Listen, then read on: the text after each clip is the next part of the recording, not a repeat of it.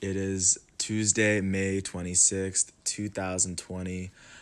Here in this quarantine, I'm James Sims. And then for this installment, I'm going to do an elite profile on the young shortstop for the San Diego Padres, 21-year-old Fernando Tatis Jr.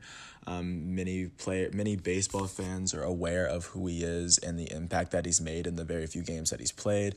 But this past season, he was a rookie, and in the 84 games that he's played, Padre fans are they're definitely optimistic about his future with this franchise.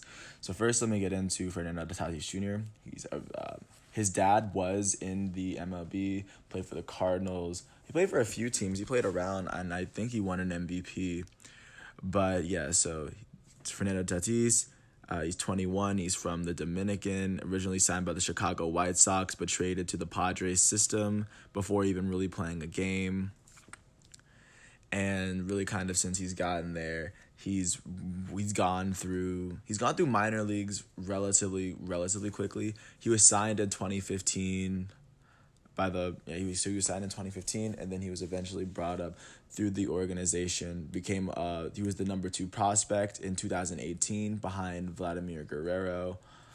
And that year in Double A, in the 88 games he played, he was able to bat 286, hit 16 home runs, 43 RBIs, 101 hits in the games. He had more strikeouts than hits. That was when he was a prospect. He graded out as a 60 out of 80 level hitter in power, or 60 power, 50 in run, 60 arm, 55 field. But overall, they ranked him as a 70 out of 80 overall prospect because he was an all-around gifted player who he still has good height. He has good speed. He has good athleticism. So eventually, it took him time to get to the MLB. Once he got to the MLB, he was a 20-year-old playing for the Padres. He started the season, but then he got hurt, and then he didn't play the second half of the season. But in the games that he played, in 84 games, he was able to rack up 106 hits while batting 317.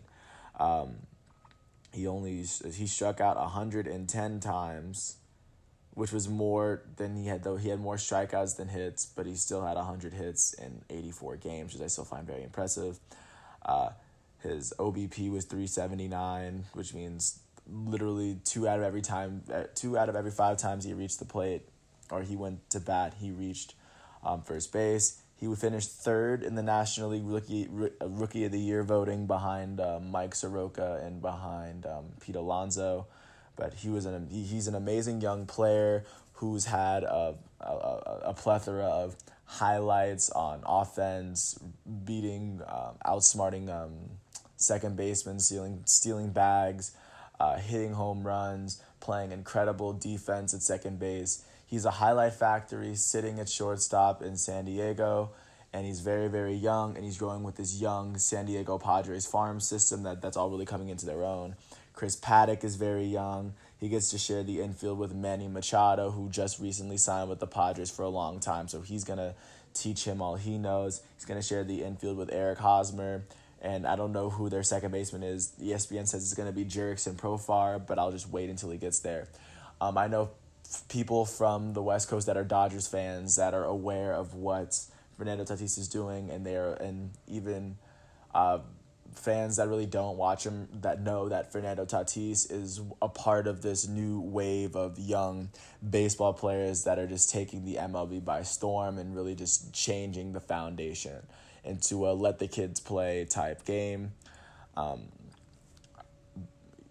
one thing I will say is that Tatis is not a boring player. He's not boring. You will never get bored watching Fernando Tatis. I feel like one way to measure whether someone's a good baseball player is how many games do they actually do something. Will they give you a hit? Will they give you a big play on defense? This guy gives you about 2 or 3 big plays a game, and that's pretty much what you can expect for an elite level player in baseball.